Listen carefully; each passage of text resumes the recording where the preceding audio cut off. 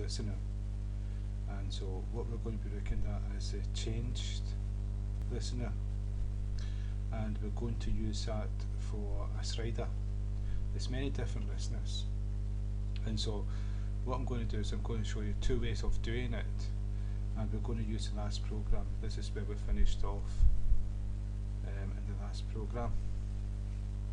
We created a toolbar which we could move around. Let's see, yeah, we could do that. Okay, and what we didn't do is we didn't position it to start at the top, and we're going to do that. It starts in the middle. This is border layout, and let's put it into the centre.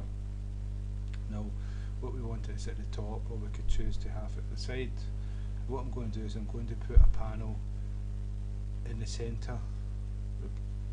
What we've got is a north, south, east and west, and a centre. I'm going to put a white panel in the centre, and I'm going to assign this to the north panel, but we can still move it from the north, east, south, west. And so that's what we're going to do, and then I'm going to add a slider. The reason why I'm going to add a slider is because it uses the changed listener, which fires the changed event. And so I'll show you the best. Just get started and I'll show you. And so what we're going to do now is, let me think, let me have a look. We're going to add a JSlider, and we're going to add a J text field, and we're going to use them inside maybe a changed listener, so the scope will be just inside the right, and just yeah, right. I'm going to do it both ways. So because we're going to do it both ways, one of the ways determines that we declare the JSlider and the J text field outside the main, make it global. So it's got to be static because we're going to declare it inside or use it inside the main. So it's JSlider.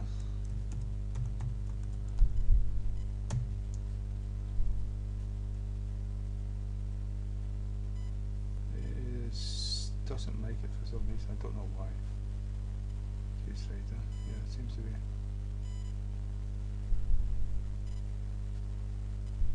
Okay, we've got to give it a name. That's something of the basic, because what we're doing here is we're declaring a slider, and just like we declared a J button and we gave it a name, menu item, we gave it a name, just the same.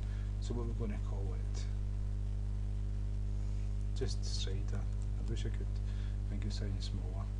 So that's us declared, and we're going to declare a text field. This makes it global, even though we're going to assign the values within main JText field. And again, I've got to give it a name. Just okay. That's us declared them. So we come back down here. We can actually assign values to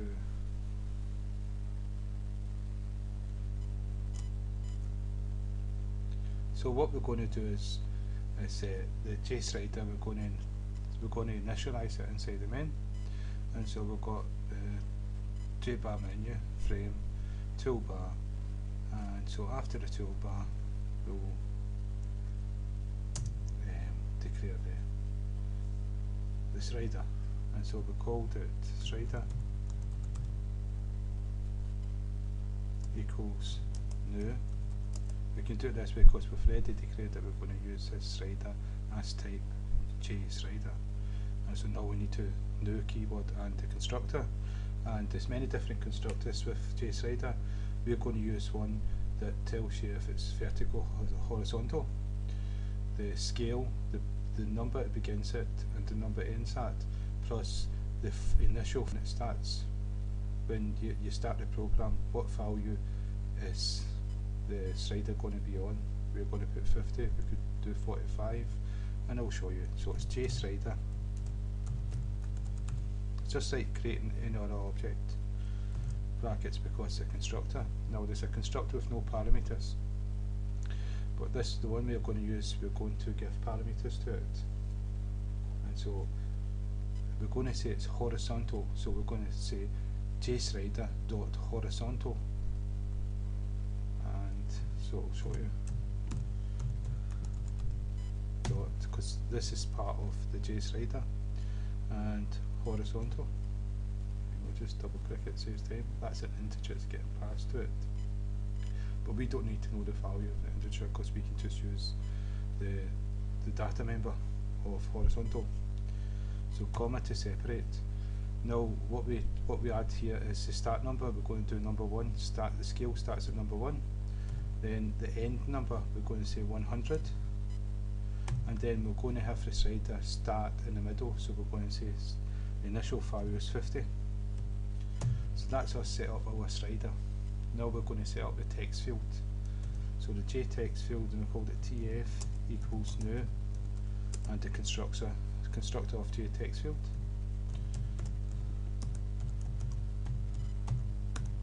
And again, text field has many different constructors. What we're going to say is we're going to say that text field takes two characters, 2 numbers, well, 2 characters because it's text field. That should be enough because, no, it's free, it should be free because we can do 100, so free. And so that's us initialize the slider and the text field. Now what we need to go down is we're also going to do a panel, a second panel for, we've got menu, so we're going to do another panel as well. After we do we've done the first panel, we're going to do the second one. So we're going to do another panel for the center, the border layout center, and we've got to call it panel 2, pan 2, and pan border layout. And we're not going to give this one a border layout. This is going to be the default panel, and it's flow layout, so it'll just do one after another. And so what we're going to do though, we're going to add pan 2 dot add, and what we're going to add is we're going to add what we're going to add again. We're going to add the slider or the text field. We'll do the text field first. Then pan 2 dot add, and what we're going to add is the slider. So that's added. That's added the text field and the slider to the panel. Now we need to add panel 2 to panel 1, and so we've added the table, forgotten what you call it,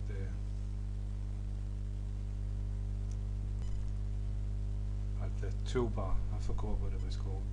There's that many different names. And so we've added the toolbar to the panel.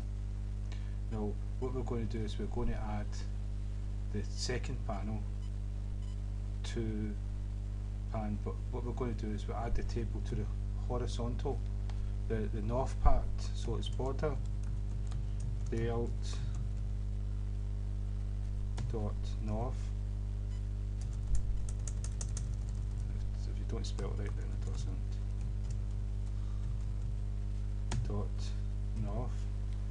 So we're adding the toolbar to the north part of the layout.